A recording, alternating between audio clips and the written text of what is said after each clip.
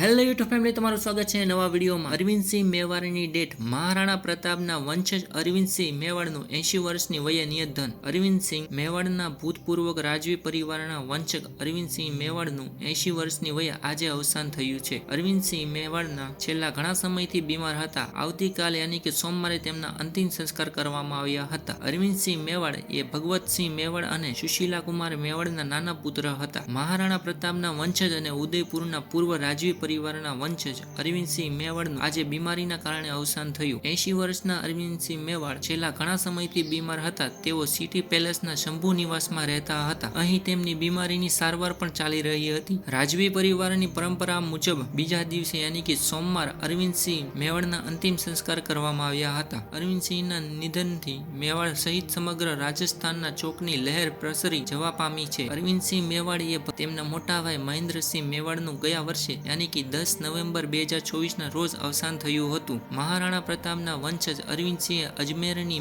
મેયો કોલેજમાંથી શાળાકીય શિક્ષણ મેળવ્યું હતું। આ પછી તેણે ઉદયપુરની મહારાણા ભૂપાલ કોલેજમાંથી આર્ટસમાં ગ્રેજ્યુએશન કર્યું। તેમણે યુકેની સેન્ટ મેટ્રોપોલિટન કોલેજમાંથી હોટેલ મેનેજમેન્ટની ડિગ્રી પણ લીધી હતી। અરવિંદસિંહે થોડા સમય અમેરિકામાં પણ કામ કર્યું અને પછી તેઓ HRS ગ્રુપ ઓફ હોટેલ્સના ચેરમેન અને મેનેજિંગ ડિરેક્ટર હતા। આ ઉપરાંત તેઓ મહારાણા મેવાડ ફાઉન્ડેશન ટ્રસ્ટ, મહારાણા મેવાડ ઐતિહાસિક પ્રકાશ ટ્રસ્ટ, રાજમાતા ગુલાકુંવર ચેરિટેબલ ટ્રસ્ટના પ્રમુખ હતા। તેઓ મેવાડ રાજવંશના 76મા વડીલ વ્યક્તિ હતા। અરવિંદના મૃત્યુના સમાચાર મેવાડ રાજવંશ માટે મોટી ખોટ સમાન છે। તેમણે તેમના જીવનકાળના દરમિયાન ઉદયપુર અને મેવાડના વિકાસમાં મહત્વપૂર્ણ યોગદાન આપ્યું છે। તેમના અંતિમ સંસ્કારની તૈયારીઓ ચાલી રહી છે। તેમને શ્રદ્ધાંજલિ આપવા માટે સિટી પેલેસના શંભુ નિવાસ ખાતે મોટી સંખ્યામાં લોકો ઉમટી રહ્યા છે।